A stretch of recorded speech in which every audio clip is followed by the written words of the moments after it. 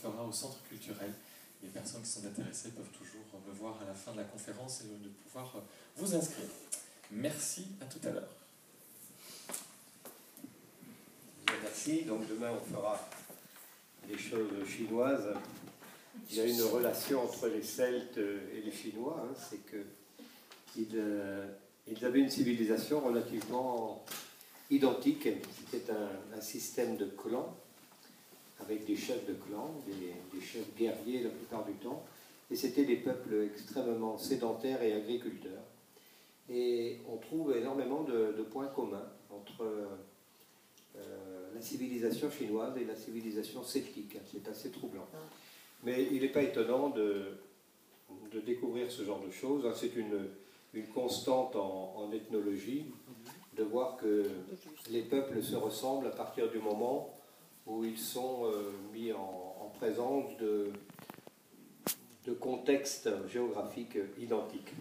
Gérard, tu peux approcher le micro un peu plus. On n'entend pas très bien. On n'entend pas bien au fond? Alors ce soir, nous allons voir donc cette civilisation celtique dont on parle beaucoup. Elle revient même à la mode d'ailleurs, cette civilisation, depuis quelques années. Et c'est vrai qu'on y repense parce qu'il y a un intérêt suscité par une sorte de besoin qu'ont les gens quelquefois de remonter à des racines. Et les Celtes, c'est vraiment les racines oubliées de l'Occident. Alors c'est dans le silence des premiers temps historiques, au crépuscule de l'âge du bronze, que des cavaliers, armés de longues épées, qui sont les ancêtres des Celtes, qui ont envahi l'espace européen occidental. Ces peuples primitifs, ces peuples premiers du monde celtique, formaient déjà un groupe cohérent, organisé, pratiquant une langue, probablement une proto-langue celtique qu'ils utilisaient et que l'on considère aujourd'hui comme la plus ancienne langue que l'on puisse identifier dans la zone géographique de leur installation.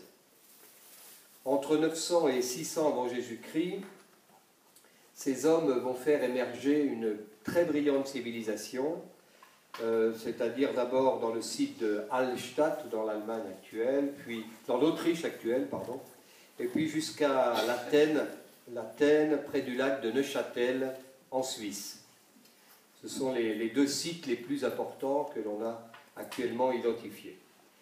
Alors les Celtes de la proto-histoire, c'est pourquoi on parle toujours du silence des premiers temps historiques, c'est que ces gens n'écrivaient pas, donc ils ne nous ont laissé aucun récit véritable tracé dans la pierre ou dans le métal, comme dans le bronze, rien qui ne peut rapporter le témoignage de leur migration ou de leurs combats, ces combats qu'ils ont certainement dû livrer pendant plusieurs siècles dans l'espace européen. On aura quand même quelques informations, bien sûr, sinon on ne pourrait pas en parler ce soir, mais ces informations viennent de la fin de leur histoire, c'est-à-dire au moment où les Celtes se sont fondus dans le monde latin, le monde romain même on pourrait dire, et à partir de ce moment-là, bien sûr, ils ont pu nous léguer des documents écrits. Malheureusement, ces documents qui nous donnent pourtant de précieux renseignements sur leur religion et sur leur langue ne suffisent pas pour établir une histoire véritablement indiscutable du monde celtique.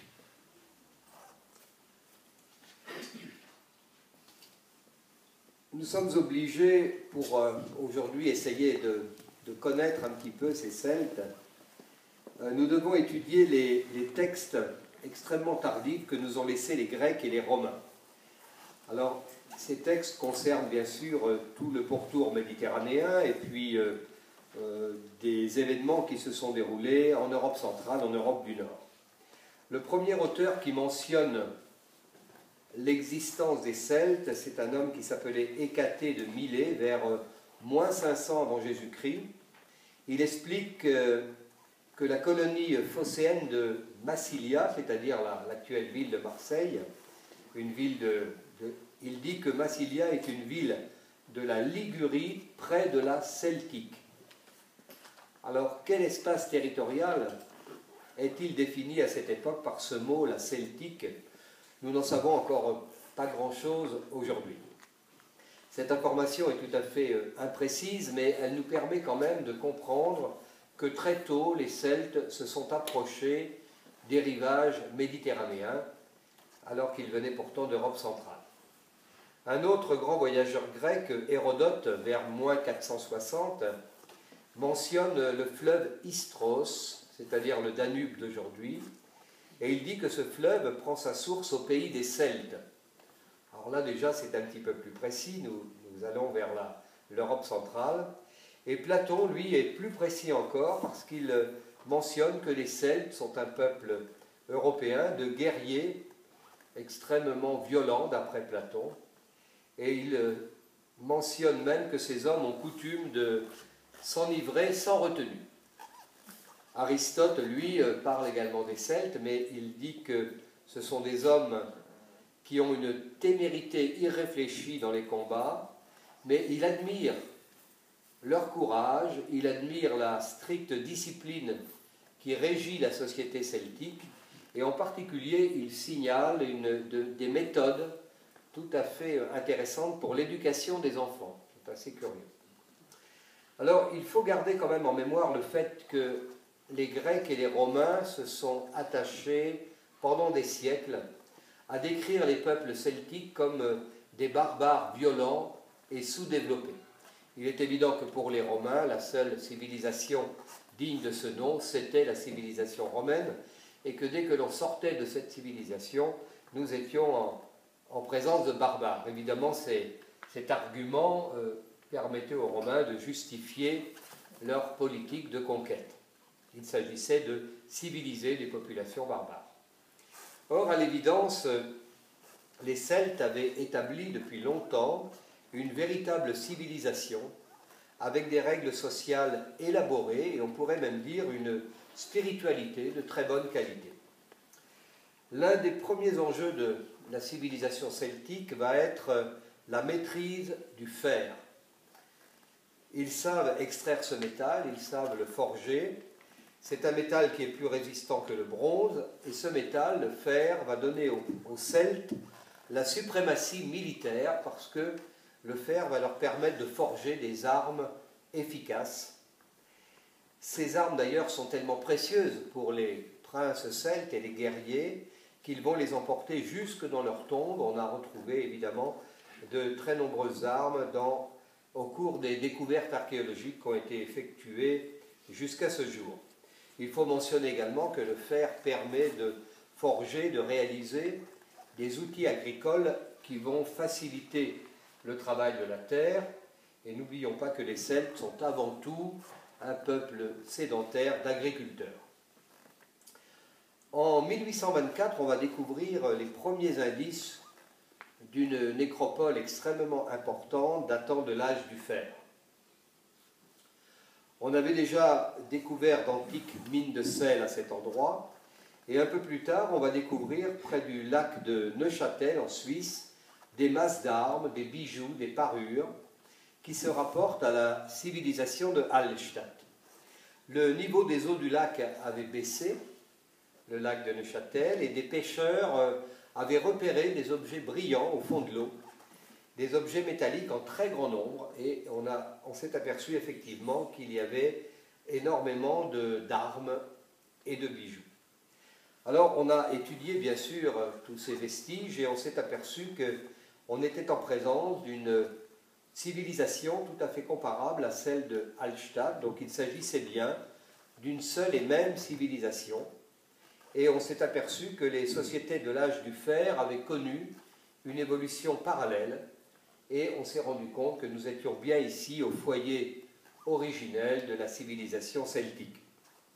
Alors la fouille des sépultures celtiques s'est poursuivie tout au long du XXe siècle et a permis de faire des découvertes absolument extraordinaires parce que les Celtes étaient des gens très cultivés qui avaient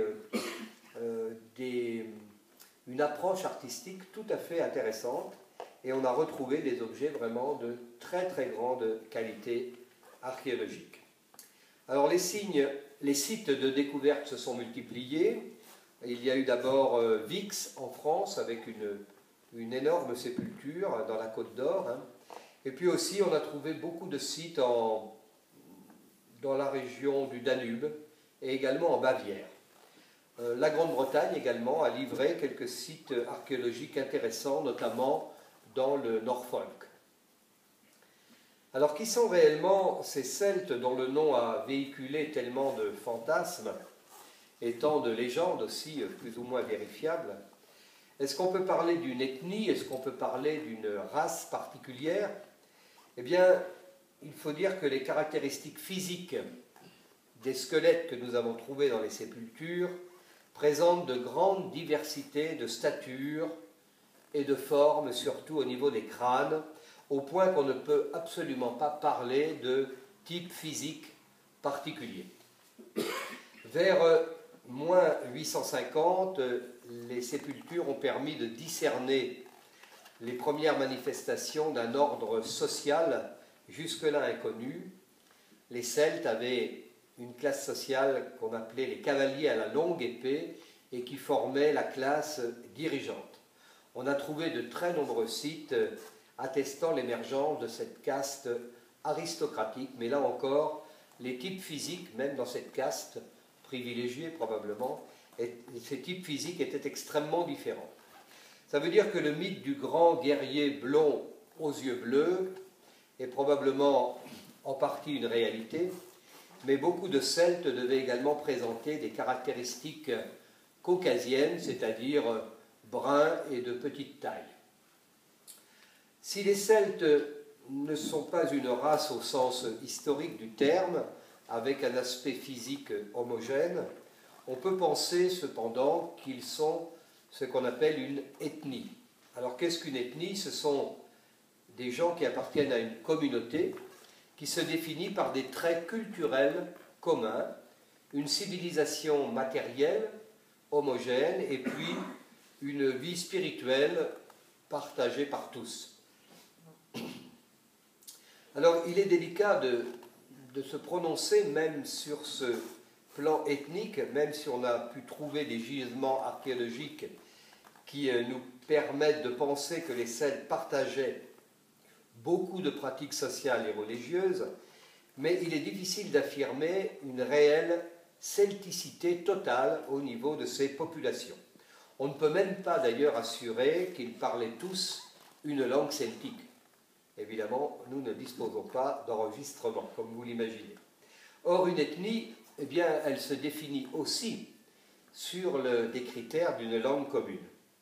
Alors, il faut éviter aussi les raccourcis qui sont fréquents dans les analyses historiques lorsqu'on découvre des objets dans les sépultures. Vous voyez, ce n'est pas parce qu'aujourd'hui on trouve le propriétaire d'un appareil made in Japan, ça ne veut pas dire que cette personne parle le japonais. Eh bien, c'est à peu près pareil à l'époque des Celtes. Ce n'est pas parce qu'on trouve un objet d'origine grecque que la langue grecque était pratiquée dans cette zone géographique. Il faut comprendre que notre monde européen n'a jamais été un espace clos, et même à l'époque de la préhistoire, les objets ont toujours circulé d'un bout à l'autre de notre continent, au gré des voyages, des échanges, et cette circulation d'objets, de marchandises, ne tenait aucun compte de la langue parlée à tel ou tel endroit. Ces courants commerciaux existaient depuis la préhistoire. Il y avait des courants commerciaux déjà dès la taille des silex, hein, dès les silex taillés, il y avait des courants commerciaux qui permettaient de vendre ces silex à plusieurs centaines de kilomètres de leur lieu d'extraction. Nous avons découvert, par exemple, dans une tourbière du Danemark, un chaudron d'argent que l'on a considéré comme un chef-d'œuvre de l'art celtique. Et puis on s'est aperçu quelques années plus tard qu'il s'agissait d'un objet réalisé par un artisan de la mer Noire, un artisan de la Thrace. Et on a mis un certain temps à comprendre que les objets circulaient très tôt en Europe. Le seul critère commun que l'on pourrait aujourd'hui retenir pour définir le peuple celte, c'est l'utilisation d'une langue